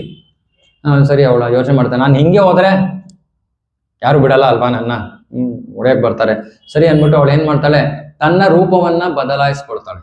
ಎಂತಹ ರೂಪವನ್ನ ಪಡ್ಕೋತಾಳೆ ಅಂದ್ರೆ, ಅದ್ಭುತವಾದ ಅಪೂರ್ವ ಸೌಂದರ್ಯ. ಎಂತಹ ಸೌಂದರ್ಯ ಅಂದ್ರೆ ಭಾಗವತದಲ್ಲಿ ವರ್ಣನೆ ಮಾಡ್ತಾರೆ. ಅವಳ ಸೌಂದರ್ಯ ಎಂತದ್ದಾಗಿತ್ತಂದ್ರೆ, ಪುರುಷರಂತೂ ಅವಳನ್ನ ನೋಡಿ ಅವರು ಹಂಗೆ ನಿಂತ್ಬಿಟ್ಟಿದ್ದಾರೆ. ಪುರುಷರು ಮಾತ್ರ ಅಲ್ಲ, ಸ್ತ್ರೀಯರಿಗೂ ಕೂಡ ಕಣ್ಣು ತೆಗೆಯಕ್ಕಾಗ್ತಾ ಇಲ್ಲ ಅವಳಿಂದ, ಅಂತಹ ಸೌಂದರ್ಯ. ಮತ್ತೆ ಅವಳು ತನ್ನ ಕೈನಲ್ಲಿ ಒಂದು ಕಮಲದ ಹೂವನ್ನ ಇಟ್ಕೊಂಡು ತಿರುಗಿಸ್ಕೊಂಡು ಬರ್ತಾ ಇದ್ದಾಳೆ. ಎಲ್ಲರೂ ಅನ್ಕೋತಾರೆ ಇವಳು ಲಕ್ಷ್ಮೀದೇವಿನೇ ಇರ್ಬೇಕು, ಇಂತಹ ಸೌಂದರ್ಯ ಇನ್ಯಾರಲ್ಲಿ ಇರ್ತಾರೆ. ಮತ್ತೆ ಯಾರಲ್ಲಿ ಇರುತ್ತೆ, ಮತ್ತೆ ಈ ಕಮಲದ ಹೂವನ್ನ ಇನ್ಯಾರು ಇಟ್ಕೊಂಡಿರ್ತಾರೆ, ಲಕ್ಷ್ಮೀದೇವಿನೇ ಇರ್ಬೇಕು. ಓ, ಲಕ್ಷ್ಮೀದೇವಿನೇ ನಮ್ಮ ಕೃಷ್ಣನಿಗೆ ಕೃಪೆ ಕೊಡಕ್ ಬಂದಿದ್ದಾಳೆ. ಗೊತ್ತಿಲ್ಲ ಕೃಷ್ಣ ಯಾರು ಅಂತ. ಸರಿ, ಆ ಪೂತನೆ ನಡ್ಕೊಂಡು ಹೋಗ್ತಾ ಇದ್ದಾಳೆ. ನಂದ ಮಹಾರಾಜನ ಮನೆಯನ್ನ ಪ್ರವೇಶ ಮಾಡಿದ್ಲು. ಯಾರು ಕೇಳ್ತಾಳೆ, ಯಾರಮ್ಮ ನೀನು, ಯಾರು ಬೇಕು ನಿನ್ಗೆ, ಯಾಕೆ ಬರ್ತಾ ಇದ್ಯಾ? ಎಲ್ಲರೂ ಹಂಗೆ ನೋಡ್ತಾ ನಿಂತ್ಬಿಟ್ಟಿದ್ದಾರೆ.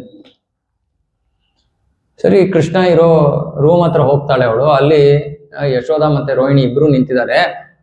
ಅವ್ರಿಗೂ ಕೂಡ ಆಶ್ಚರ್ಯ, ಲಕ್ಷ್ಮೀದೇವಿನೇ ಇರ್ಬೇಕು, ಯಾರು ಏನು ಮಾತಾಡ್ತಾ ಇಲ್ಲ. ಸರಿ, ಕೃಷ್ಣ ಎಲ್ಲಿ ಅಂತ ಕೇಳ್ತಾರೆ. ತೋರಿಸ್ತಾರೆ. ಬಾಯಿ ಹೊಡ್ತಾ ಇಲ್ಲ ಯಾರ ಬಾಯಿಂದ. ಸರಿ, ಭೂತನ ಆ ರೂಮ್ ಒಳಗೆ ಹೋಗ್ತಾಳೆ. ಹೋಗಿ ಬಾಗಿಲು ಹಾಕೋತಾಳೆ. ಬಾಗಿಲು ಹಾಕೊಂಡು ಮಗುವನ್ನ ನೋಡ್ತಾಳೆ. ನೋಡಿದ ತಕ್ಷಣ ಅವಳಿಗೆ ಗೊತ್ತಾಯ್ತು, ಅಯ್ಯೋ, ಇದ್ಯಾವುದೋ ಸಾಮಾನ್ಯ ಮಗು ಅಲ್ಲ. ಈ ಮಗುವಿನಲ್ಲಿ ಎಷ್ಟು ಶಕ್ತಿ ಇದೆ ಅಂದ್ರೆ, ಇದು ಈ ಬ್ರಹ್ಮಾಂಡವನ್ನೇ ನಾಶ ಮಾಡಿ ಮತ್ತೆ ಸೃಷ್ಟಿ ಮಾಡೋ ಅಷ್ಟು ಶಕ್ತಿಯನ್ನು ಹೊಂದಿದೆ ಮಗು ಅಂತ ಅವಳಿಗೆ ಗೊತ್ತಾಗುತ್ತೆ. ಆದ್ರೂ ರಾಕ್ಷಸಿ, ಮುಟ್ಟುಗುಣ ಸುಟ್ಟರು ಹೋಗಲ್ಲ. ಅವಳ ಉದ್ದೇಶ ಏನಿತ್ತು, ನಾನು ಈ ಮಗುವನ್ನ ಕೊಲ್ಬೇಕು. ಸೊ ಅದಕ್ಕೆ ಯೋಜನೆ ಮಾಡ್ಕೊಂಡು ಬಂದಿರ್ತಾಳೆ. ಏನು ಯೋಜನೆ? ತನ್ನ ಸ್ತನಗಳ ಮೇಲೆ ವಿಷವನ್ನ ಹಾಕೊಂಡು ಬಂದಿರ್ತಾಳೆ. ಉದ್ದೇಶ, ಮಗುವಿಗೆ ಹಾಲು ಕುಡಿಸೋ ನೆಪದಲ್ಲಿ ನಾನು ಮಗುವ ಹಾಲಿನ ಜೊತೆ ವಿಷವನ್ನು ಕುಡಿಯತ್ತೆ, ಸತ್ತೋಗ್ಬಿಡುತ್ತೆ ಅಂತ ಅನ್ಕೊಂಡು ಅವಳು ಕೃಷ್ಣನ ತನ್ನ ತೊಡೆಗಳ ಮೇಲೆ ಮಲಗಿಸ್ಕೊಂಡು ಕೃಷ್ಣನಿಗೆ ಹಾಲನ್ನು ಕುಡಿಸೋಕೆ ಶುರು ಮಾಡ್ತಾಳೆ. ಈಗ ನೋಡಿ, ಕೃಷ್ಣ, ನಾನು ಯಾಕೆ ಇದನ್ನ ಹೇಳ್ತಾ ಇದ್ದೀನಿ, ಕೃಷ್ಣನ್ನ ಅರ್ಥ ಮಾಡ್ಕೊಳ್ಳೋದು ಎಷ್ಟು ಕಷ್ಟ ಅಂತ. ಸರಿ, ಹಾಲನ್ನ ಕುಡ್ಸಕ್ಕೆ ಬಂದು ಆದ್ರೆ ವಿಷವನ್ನ ತಿನ್ನಿಸ್ತಾ ಇದ್ದಾಳೆ, ಉಣಿಸ್ತಾ ಇದ್ದಾಳೆ. ಅರೆ, ಕೃಷ್ಣ ಏನ್ ಮಾಡ್ದ, ಹಾಲನ್ನ ಕುಡಿದ್ಬಿಟ್ಟ. ಯಾಕೆ ಹಾಲನ್ನು ಕುಡ್ದ? ಯಾರೋ ನನಗೆ ಹಾಲನ್ನ ಕೊಡ್ಬೇಕು ಅನ್ನೋ ಒಂದು ಮನೋಭಾವದಿಂದ ಬಂದಿರುವಂತಹ ವ್ಯಕ್ತಿಯನ್ನ ನಾನು ಹೇಗೆ ದೂರ ತಳ್ಳಕ್ಕಾಗತ್ತೆ? ಕೃಷ್ಣ ಅವಳನ್ನ ತಾಯಿಯ ಸ್ಥಾನದಲ್ಲಿ, ನರ್ಸಿನ ಸ್ಥಾನದಲ್ಲಿ ನೋಡ್ತಾ ಇದ್ದಾನೆ. ಓ, ಇವಳು ನನಗೆ ಅವಳ ಉದ್ದೇಶ ಏನೇ ಇರ್ಲಿ, ಅವಳು ಮಾಡಿದ ಕಾರ್ಯ ಏನು, ನನಗೆ ಹಾಲು ಕುಡಿಸಿದ್ದಾಳೆ, ಹಾಗಾಗಿ ಇವಳು ನನಗೆ ನರ್ಸ್ ಆಗ್ಬೇಕು. ಎಲ್ಲಿ? ನನ್ನ ಧಾಮದಲ್ಲಿ, ನನ್ನ ಮನೆಯಲ್ಲಿ ಅವಳು ನನಗೆ ನರ್ಸ್ ಆಗ್ತಾಳೆ. ಮಾಡಕ್ ಬಂದಿದ್ದು ಏನು ಮಾಡಕ್ ಬಂದಿದ್ದವಳು? ಕೃಷ್ಣನ ಕೊಲ್ಲೋದಕ್ಕೆ ಬಂದಿದ್ದವಳು. ಕೃಷ್ಣಂದು ಇಂತಹ ಅಪೂರ್ವವಾದ ಒಂದು ಕೃಪೆ ಜೀವಿಗಳ ಮೇಲೆ ಯಾರಿಗೆ ಅರ್ಥ ಆಗತ್ತಿದು? ಭಾಗವತದಲ್ಲೇ ಅದಕ್ಕೆ ಹೇಳ್ತಾರೆ, ಇಂತಹ ಕೃಪೆಯನ್ನ ತೋರುವಂತ ಕೃಷ್ಣನನ್ನ ಬಿಟ್ಟು ನಾವು ಬೇರೆ ಯಾರ ಹಿಂದೆ ಯಾಕೆ ಹೋಗ್ಬೇಕು ಅಂತ ಭಾಗವತದಲ್ಲಿ ಶ್ಲೋಕ ಬರುತ್ತೆ. ಅಂತಹ ಕೃಪೆ ಅವನಿಗೆ. ರಾಕ್ಷಸಿ ಪೂತನೆಗೆ ಅವನು ಅಂತಹ ಒಂದು ಸ್ಥಾನವನ್ನ ಕೊಟ್ಟಿದ್ದಾನೆ. ಇನ್ನು ಅವನಿಗೆ ಪ್ರೀತಿಯಿಂದ ಸೇವೆ ಮಾಡುವಂತ ಭಕ್ತರಿಗೆ ಅವನು ಎಂತ ಸ್ಥಾನವನ್ನ ಕೊಡ್ತಾನೆ. ಅದಕ್ಕೆ ಕೃಷ್ಣನ ಹೆಸರು ಭಕ್ತ ವತ್ಸಲ ಅಂತ. ಕೃಷ್ಣನ ಅಸ್ತಿತ್ವದ ಉದ್ದೇಶವೇ ಭಕ್ತರ ಪ್ರೀತಿ. ಕೃಷ್ಣ ಮತ್ತೆ ಭಕ್ತರ ನಡುವೆ ಪೈಪೋಟಿ ನಡೆಯುತ್ತೆ, ಕಾಂಪಿಟಿಷನ್. ಏನು ಕಾಂಪಿಟಿಷನ್? ಕೃಷ್ಣ ಹೇಳ್ತಾನೆ, ನಾನ್ ನಿಮ್ಗೆ ಜಾಸ್ತಿ ಪ್ರೀತಿ ಮಾಡ್ತೀನಿ ಅಂತ ಕೃಷ್ಣ ಹೇಳ್ತಾ ಇದ್ದಾನೆ. ಭಕ್ತರೇನ್ ಹೇಳ್ತಾರೆ, ಇಲ್ಲ ನಾನ್ ನಿಮ್ಗೆ ಜಾಸ್ತಿ ಪ್ರೀತಿ ಮಾಡ್ತೀನಿ. ಕಾಂಪಿಟಿಷನ್. ಎಂಥ ಕಾಂಪಿಟಿಷನ್ನು.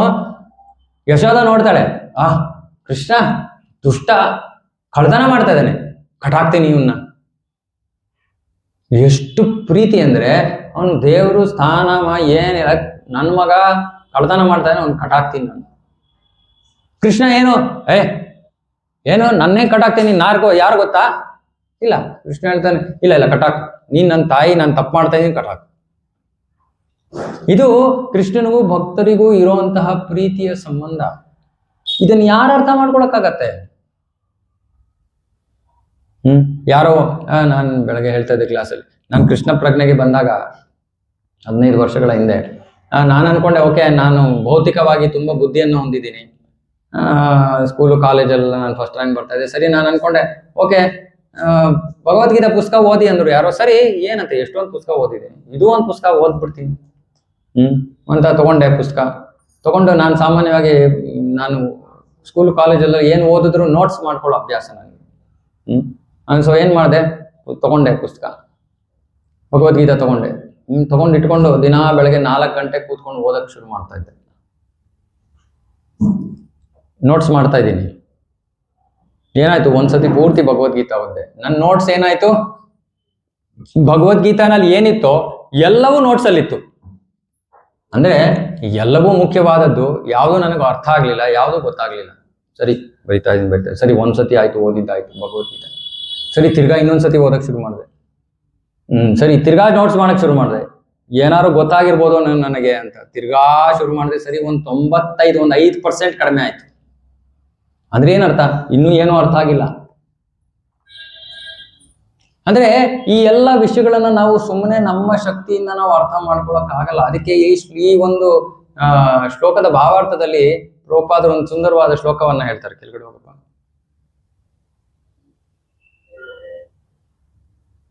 ಇನ್ನು ಕೆಳಗಡೆ. ಇದು ಸೊ ಇದು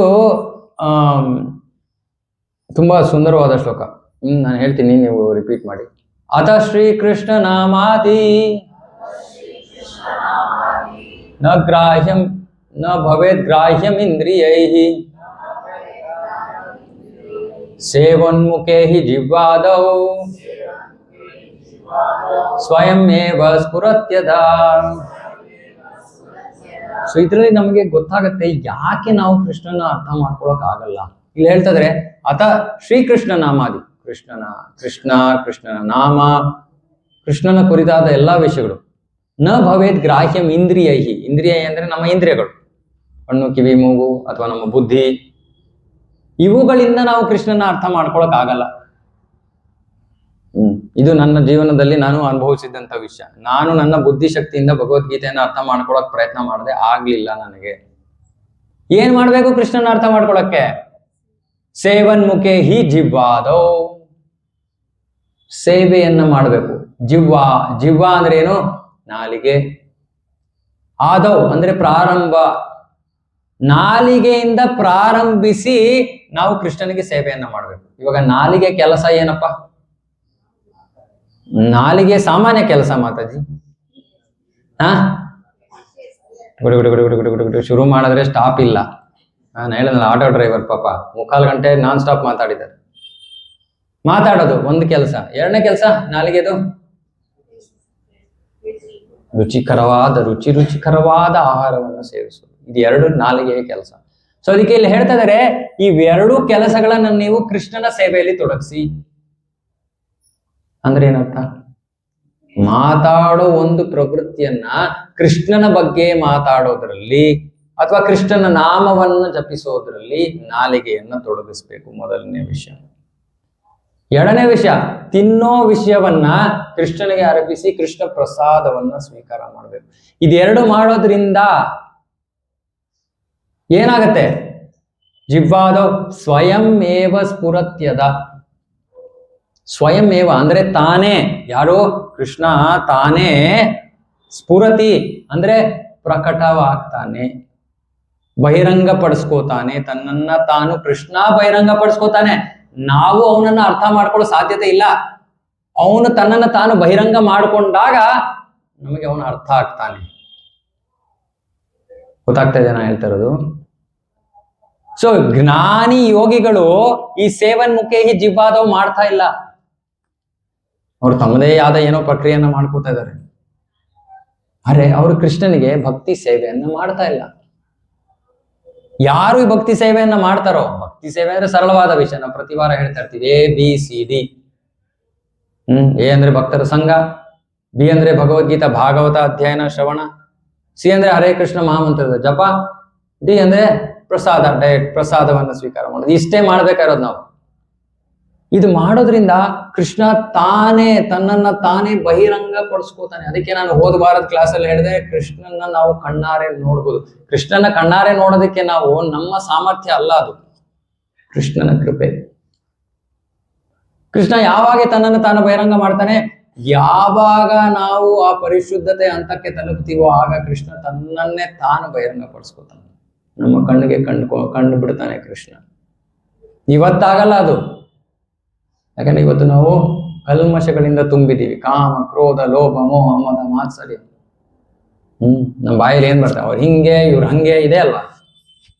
ಯಾರ್ದಾರ ಬಗ್ಗೆ ಒಳ್ಳೇದ್ ಮಾತಾಡ್ತೀವ, ಅಯ್ಯೋ ನೋಡ್ರಿ ಎಷ್ಟು ಒಳ್ಳೆ ಗುಣ ಅವರಲ್ಲಿ ಅಂತ ಹೇಳ್ತೀವ. ಚಾನ್ಸ್ ಸಿಕ್ಕರೆ ಫಸ್ಟ್ ಗೊಯ್ ಗೊಯ್ ಗೊಯ್ ಗೊಯ್ ಅಂತೀವಿ ಇನ್ನೊಬ್ರ ಬಗ್ಗೆ. ಇಷ್ಟು ಒಳ್ಳೆ ಗುಣಗಳಿದೆ ನಮ್ಮಲ್ಲಿ. ಹೇಗೆ ಕೃಷ್ಣ ಪ್ರಕಟ ಆಗ್ತಾನೆ? ಕೃಷ್ಣ ಎಂತವನು, ಆ ಪೂತನೆಯಲ್ಲೂ ಕೂಡ ಒಳ್ಳೆ ಗುಣ ನೋಡ್ತಾ ಇದ್ದಾನ. ಅಯ್ಯೋ ನನಗ್ ಸೇವೆ ಮಾಡಕ್ ಬಂದು ಅಂತ. ನಾವು ಯಾರೋ ನಮ್ಗೆ ಚೆನ್ನಾಗ್ ಪಾಪ ಎಲ್ಲಾ ಸೇವೆ ಮಾಡಕ್ ಬಂದಿರ್ತಾರೆ, ಅದ್ರಲ್ಲೂ ತಪ್ಕೊಂಡಿರ್ತೀವಿ. ನೋಡಿ ಎಲ್ಲ ಮಾಡಕ್ ಬಂದ್ರು ಸರಿ, ಆದ್ರೆ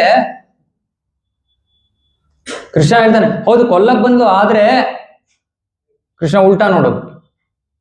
ಸೊ ಹಾಗಾಗಿ ನಾವು ಇಂತಹ ಮನಸ್ಥಿತಿ, ಇಂತಹ ಒಂದು ಮನೋಭಾವವನ್ನು ಹೊಂದಿರುವಾಗ ನಾವು ಕೃಷ್ಣನ ನೋಡಕ್ಕೆ, ಕೃಷ್ಣನ ಅನುಭವಿಸಕ್ಕೆ ಸಾಧ್ಯ ಇಲ್ಲ.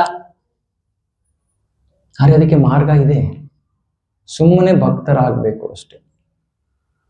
ಹರೇ ಕೃಷ್ಣ ಮಹಾಮಂತ್ರದ ಜಪವನ್ನ ಮಾಡ್ಬೇಕು, ಭಗವದ್ಗೀತಾ ಭಾಗವತ ಶ್ರವಣ ಮಾಡ್ಬೇಕು. ಮತ್ತೆ ನಾ ಹೇಳಿದ್ನಲ್ಲ, ಯಾರು ಈ ವಿಷಯವನ್ನ ಶ್ರವಣ ಮಾಡಕ್ಕೆ ಇಲ್ಲಿ ಪ್ರತಿ ವಾರ ಸತ್ಸಂಗಕ್ಕೆ ಯಾರು ಬರ್ತಾ ಇದಾರೋ, ನೀವು ಸಾಮಾನ್ಯ ಜೀವಿಗಳಲ್ಲ. ಹೋದ ವಾರನೂ ಹೇಳಿದೆ ಇದನ್ನು, ನೀವು ಸಾಮಾನ್ಯ ಜೀವಿಗಳಲ್ಲ. ಯಾಕಂದ್ರೆ ಕೃಷ್ಣನನ್ನ ತಿಳ್ಕೊಳ್ಳೋದಕ್ಕೆ ಇಂಥ ಸಹಸ್ರಾರು ಜನರಲ್ಲಿ, ಯಾರೋ ಸಿದ್ಧಿಯನ್ನ ಪಡ್ಕೊಂಡು ಅಂತಹ ಸಾವಿರಾರು ಜನರಲ್ಲಿ ಕೃಷ್ಣನ ಅರ್ಥ ಮಾಡ್ಕೊಳಕ್ ಆಗದೆ ಇರೋರಿಗಿಂತ ನೀವು ಶ್ರೇಷ್ಠ ಸ್ಥಾನದಲ್ಲಿ ನಿಂತಿದ್ದೀರ. ದೊಡ್ಡ ದೊಡ್ಡ ಸನ್ಯಾಸಿಗಳಿಗಿಂತ ಶ್ರೇಷ್ಠ ಸ್ಥಾನ ಇದು, ಕೃಷ್ಣನನ್ನ ಅರ್ಥ ಮಾಡ್ಕೊಳಕ್ಕೆ ಪ್ರಯತ್ನ ಮಾಡೋದು. ಆ ಸನ್ಯಾಸಿಗಳು ಕೃಷ್ಣನನ್ನ ಅರ್ಥ ಮಾಡ್ಕೊಳಕ್ ಪ್ರಯತ್ನ ಮಾಡ್ತಾ ಇಲ್ಲ ಅಂದ್ರೆ ಅವರು ಸನ್ಯಾಸ ವ್ಯರ್ಥ. ನಾವು ಸಾಮಾನ್ಯವಾದ ಗೃಹಸ್ಥರಾಗಿರ್ಬೋದು, ಆದ್ರೆ ನಾವು ಕೃಷ್ಣನನ್ನ ಅರ್ಥ ಮಾಡ್ಕೊಳಕ್ಕೆ ಪ್ರಾಮಾಣಿಕತೆಯಿಂದ ಈ ಭಕ್ತಿಯ ಮಾರ್ಗದಲ್ಲಿ ಪ್ರಯತ್ನ ಮಾಡ್ತಾ ಇದ್ರೆ ನಾವು ಅವರಿಗಿಂತ ಶ್ರೇಷ್ಠ ಸ್ಥಾನ ನಮ್ದು. ನಾನು ಹೇಳ್ತಾ ಇದ್ದು, ಶಾಸ್ತ್ರ ಹೇಳ್ತಾ ಇದೆ. ಅದಕ್ಕೆ ಕೃಷ್ಣ ಹೇಳ್ತಾ ಇದ್ದಾನೆ, ಸನ್ಯಾಸಿ ಮಾಂ ಅಭಿಜಾನಾತಿ ಅಂತ ಹೇಳಿಲ್ಲ, ಭಕ್ತ್ಯಾ ಮಾಂ ಅಭಿಜಾನಾತಿ. ಅವನು ಯಾವುದೇ ಆಶ್ರಮದಲ್ಲಿ ಇರ್ಲಿ, ಅವನು ಗೃಹಸ್ಥ ಇರ್ಲಿ, ಸನ್ಯಾಸಿ ಇರ್ಲಿ, ಬ್ರಹ್ಮಚಾರಿ ಇರ್ಲಿ, ಏನೇ ಇರ್ಲಿ, ಪುರುಷ ಇರ್ಲಿ, ಸ್ತ್ರೀ ಇರ್ಲಿ, ಮಕ್ಳಿರ್ಲಿ, ತೊಂದರೆ ಇಲ್ಲ. ನನ್ನ ಭಕ್ತನಾಗಿದ್ರೆ ಅವನಿಗೆ ನಾನು ಅರ್ಥ ಆಗುತ್ತಾನೆ. ಅದಕ್ಕೆ ನಮ್ಮ ಜೀವನದ ಅನುಭವ ನಮಗೆ 100ಕ್ಕೆ 100% ಗೊತ್ತು ಕೃಷ್ಣ ನಮ್ಮ ಜೊತೆ ಇದ್ದಾನೆ ಅಂತ. ಯಾವ ಸನ್ನಿವೇಶದಲ್ಲೂ ಯಾವ ಟೆನ್ಷನ್ಗೆ ಕಾರಣ ಇಲ್ಲ. ಯಾವ ತರ ಪರಿಸ್ಥಿತಿ ಇದ್ರು, ಯಾರಿಲ್ದೇರು ಯಾರಿದ್ದಾನೆ ನಮ್ಮ ಜೊತೆ, ಕೃಷ್ಣ ಇದ್ದಾನೆ. ಯಾಕೆ? ಕೃಷ್ಣ ಪ್ರಾಮಿಸ್ ಮಾಡಿದ್ದಾನೆ. ಮಕ್ಕಳು ಮಾಡ್ತಾರಲ್ಲ, ಗಾಡ್ ಪ್ರಾಮಿಸ್ ಮದರ್ ಪ್ರಾಮಿಸ್ ಅಂತ, ಕೃಷ್ಣ ಆ ರೀತಿ ಪ್ರಾಮಿಸ್ ಮಾಡಿದ್ದಾನೆ. ಯಾರ ಮೇಲೆ? ಡಿವೋಟಿ ಮೇಲೆ ಪ್ರಾಮಿಸ್ ಮಾಡಿದ್ದಾನೆ ಕೃಷ್ಣ. ಯಾಕೆ ಡಿವೋಟಿ ಮೇಲೆ ಪ್ರಾಮಿಸು? ಕೃಷ್ಣ ಹೇಳ್ತಾನೆ, ಅರ್ಜುನ ನೀನ್ ಹೇಳು ಜಗತ್ತಿಗೆ, ನೀನ್ ಹೇಳು, ನಾನ್ ನನ್ನ ಭಕ್ತರನ್ನ ಹೇಗೆ ನೋಡ್ಕೋತೀನಿ. ಯಾಕಂದ್ರೆ ನಾನ್ ಹೇಳಿದ್ರೆ ಜನ ನಂಬಲ್ಲ, ನೀನ್ ಹೇಳಿದ್ರೆ ನಂಬ್ತಾರೆ, ಯಾಕಂದ್ರೆ ನೀನ್ ಭಕ್ತ. ಅದಕ್ಕೆ ಅರ್ಜುನ ಘೋಷಿಸ್ತಾನೆ, ನಮೇ ಭಕ್ತ ಪ್ರಣಶ್ಯತಿ ಅಂತ. ನನ್ನ ಭಕ್ತ ನಾಶ ಆಗೋದಿಲ್ಲ. ನನ್ನ ಭಕ್ತ ಯಾವುದೇ ಪರಿಸ್ಥಿತಿಯಲ್ಲಿ ಇದ್ರು ನಾನು ಅವನ ರಕ್ಷಣೆಯನ್ನು ಮಾಡ್ತೀನಿ ಅಂತ ಕೃಷ್ಣ ಮಾತನ್ನ ಕೊಟ್ಟಿದ್ದಾನೆ. ಈ ನಂಬಿಕೆ ಒಬ್ಬ ಜೀವಿಯಲ್ಲಿ, ಒಬ್ಬ ಭಕ್ತನಲ್ಲಿ ಇದ್ದಾದ್ಮೇಲೆ ಅವನು ಜೀವನದ ಯಾವ ಪರಿಸ್ಥಿತಿಗೂ ಅವನು ಟೆನ್ಷನ್ ಮಾಡ್ಕೊಳ್ಳಲ್ಲ. ಓಕೆ ಸರಿ, ಭಗವಂತನಿಗೆ ಏನೋ ಪ್ಲಾನ್ ಇರುತ್ತೆ, ನನಗೆ ಅರ್ಥ ಆಗಲ್ಲ, ನನ್ನ ಚಿಕ್ಕ ತಲೆ ಬಿಟ್ಬಿಡೋದು. ಓಕೆ, ಭಗವಂತ ಕೈ ಹಿಡಿದು ಕರ್ಕೊಂಡು ಹೋಗ್ತಾನೆ, ಹೋಗೋಣ. ಸೊ ಇದೆಲ್ಲ ಕೃಷ್ಣನ ಅದ್ಭುತವಾದ ಸುಂದರವಾದ ಗುಣಗಳು. ಇವುಗಳನ್ನೆಲ್ಲ ಯಾರು ಅರ್ಥ ಮಾಡ್ಕೊಳಕ್ಕಾಗತ್ತೆ? ಕೇವಲ ಭಕ್ತರು ಮಾತ್ರ. ಅದಕ್ಕೆ ಈ ಶ್ಲೋಕ ಹೇಳ್ತಾ ಇದೆ, ಲಕ್ಷಾಂತರ ಜನರಿಗೆ ಕೃಷ್ಣ ಅರ್ಥ ಆಗಲ್ಲ. ನಾವು ಆ ಲಕ್ಷಾಂತರ ಜನಗಳಲ್ಲಿ ಒಬ್ಬರು ಜೀವಿಗಳು ಪ್ರಾಮಾಣಿಕತೆಯಿಂದ ಪ್ರಯತ್ನ ಮಾಡ್ತಾ ಇದೀವಿ. ಯಾರು ಕೂಡ ಕೃಷ್ಣನ ಸಂಪೂರ್ಣವಾಗಿ ಅರ್ಥ ಮಾಡ್ಕೊಳಕ್ಕಾಗಲ್ಲ. ಬ್ರಹ್ಮನಿಗೂ ಕೂಡ ಆಗ್ಲಿಲ್ಲ. ಬ್ರಹ್ಮನು ವಿಮೋಹಿತನಾಗೋದ, ಯಾರಿದು ಹುಡುಗ, ಇಷ್ಟೊಂದು ಶಕ್ತಿ ಇದೆ, ಅವನು ಕನ್ಫ್ಯೂಸ್ ಆಗೋಯ್ತು. ಸೊ ಯಾರಿಗೂ ಅರ್ಥ ಆಗಲ್ಲ. ಅರೆ ನಮ್ಮ ಪ್ರಾಮಾಣಿಕತೆಯ ಪ್ರಕಾರವಾಗಿ ಕೃಷ್ಣ ತನ್ನನ್ನು ತಾನು ನಮಗೆ ಬಹಿರಂಗ ಮಾಡ್ತಾನೆ. ಸೊ ಅರ್ಥ ಮಾಡ್ಕೊಳ್ಳಿ, ಭಕ್ತಿ ಅನ್ನೋದು ಅಷ್ಟು ಸರಳವಾದ ಅಥವಾ ಎಲ್ಲರಿಗೂ ಸಿಗುವಂತಹ ಮಾರ್ಗ ಅಲ್ಲ. ತುಂಬಾ ಅಪರೂಪದ ಜೀವಿಗಳು ಯಾರು ಕೃಷ್ಣ ಭಕ್ತಿಯನ್ನು ಮಾಡ್ತಾರೋ ಅವರು ಬಹಳ ಅಪರೂಪದ ಜೀವಿಗಳು. ಅದಕ್ಕೆ ನಾನು ಹೇಳಿದೆ, ನಮ್ಮ ಆರ್ಥಿಕ ಪರಿಸ್ಥಿತಿಯನ್ನ ನೋಡ್ಕೊಂಡು ನಾವು ಬೇರೆಯವ್ರ ಜೊತೆ ಅಥವಾ ನಮ್ಮ ಒಂದು ಯಾವ ತರ ಶಿಕ್ಷಣವನ್ನ ಪಡ್ಕೊಂಡಿದ್ವೋ ಅದನ್ನ ನೋಡಿ ನಾವು ಬೇರೆಯವ್ರ ಹೋಲಿಕೆಯಲ್ಲಿ ಹೇಳ್ಬೋದು, ನೋಡಿ ಅವ್ರು ಅಷ್ಟೊಂದು ಓದಿದ್ದಾರೆ, ನಾನೇನು ಓದೇ ಇಲ್ಲ, ನೋಡಿ ಅವ್ರ ಅಷ್ಟೊಂದು ಹಣ ಇದೆ, ನನ್ನ ಹತ್ರ ಏನೂ ಇಲ್ಲ, ಅವ್ರು ಈ ರೀತಿ ನನ್ಗಿಂತ ದೊಡ್ಡವರು, ನಾನೇನು ಇಲ್ಲ. ಆದ್ರೆ ನಾನು ಕೃಷ್ಣನ ಭಕ್ತನಾಗಿದ್ರೆ ನಾನು ಅದೆಲ್ಲವನ್ನು ಮೀರಿರುವಂತ ಸ್ಥಾನ ನಾನು. ಯಾಕಂದ್ರೆ ಈ ಭೌತಿಕವಾಗಿ ದೊಡ್ಡ ಸ್ಥಾನ ಮಾನ ಇವೆಲ್ಲ ಸುಮ್ಮನೆ ಪುಣ್ಯದ ಫಲ ಅಷ್ಟೇ, ಅದೇನ್ ದೊಡ್ಡ ವಿಷಯ ಅಲ್ಲ. ನಮಗ್ ಗೊತ್ತಿಲ್ಲ ಮಾರ್ಗ, ಗೊತ್ತಿದ್ರೆ ಮಾರ್ಗ ಬಹಳ ಸುಲಭ, ತುಂಬಾ ಕಷ್ಟ ಏನಲ್ಲ. ಆದ್ರೆ ಮಾರ್ಗ ಗೊತ್ತಿದ್ರು ಕೂಡ ಕೃಷ್ಣನ ಪಡ್ಕೊಳ್ಳೋದು ಅಷ್ಟು ಸುಲಭ ಅಲ್ಲ. ಗೊತ್ತಾಗ್ತದೆ ನಾನು ಹೇಳ್ತಿರೋದು. ಹಣ ಸ್ಥಾನ ಸಂಪತ್ತು ಪಡ್ಕೊಳ್ಳೋಕೆ ನಮ್ಗೆ ಮಾರ್ಗ ಗೊತ್ತಿಲ್ಲ, ಮಾರ್ಗ ಗೊತ್ತಾದ್ರೆ ತುಂಬಾ ಸುಲಭ ಅದು. ಆದ್ರೆ ಮಾರ್ಗ ಗೊತ್ತಿದ್ರು ಕೂಡ ಕೃಷ್ಣನ ಪಡೆಯೋದು ಸುಲಭ ಅಲ್ಲ. ನಾವೆಲ್ಲ ಕೃಷ್ಣನನ್ನ ಪಡ್ಕೊಳ್ಳೋಕೆ ಪ್ರಯತ್ನ ಮಾಡ್ತಾ ಇದೀವಿ ಅಂದ್ರೆ ನಮ್ಮದು ಬಹಳ ಶ್ರೇಷ್ಠ ಸ್ಥಾನ. ಹಾಗಾಗಿ ವೈಷ್ಣವರು ಅಂದ್ರೆ ನಾವು ಎಲ್ಲಾ ವೈಷ್ಣವರನ್ನು ಗೌರವಿಸ್ತೀವಿ. ಯಾಕಂದ್ರೆ ಯಾರು ಎಂತಹ ಭಕ್ತರು ಅಂತ ನಮಗೆ ಗೊತ್ತಿಲ್ಲ, ಅಂದ್ರೆ ಎಲ್ಲರೂ ಅತಿ ಶ್ರೇಷ್ಠವಾದ ಜೀವಿಗಳು ಅನ್ನೋದು ಖಡಾಖಂಡಿತವಾಗಿ ಗೊತ್ತಿರೋದ್ರಿಂದ ಪ್ರತಿ ಭಕ್ತರನ್ನು ಕೂಡ ನಾವು ಗೌರವಿಸ್ಬೇಕು.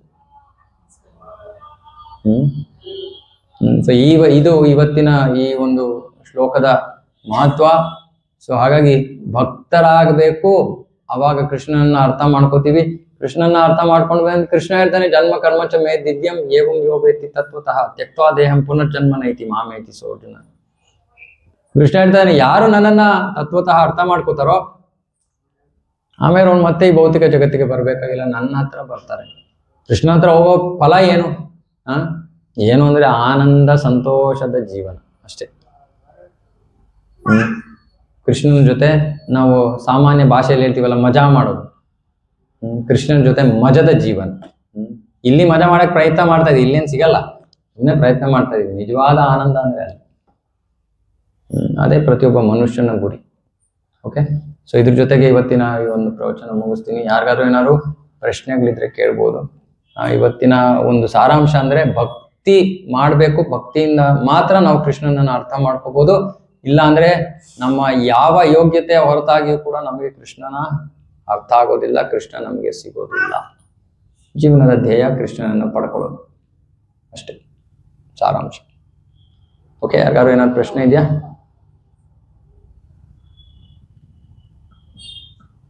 ಏನಿಲ್ವಾ? ಓಕೆ. ಶ್ರೀಮದ್ ಭಗವದ್ಗೀತಾ ಕಿ ಜಯ, ಜಗದ್ಗುರು ಶ್ರೀಲ ಪ್ರಭುಪಾದ ಕಿ ಜಯ. ಹರೇ ಕೃಷ್ಣ.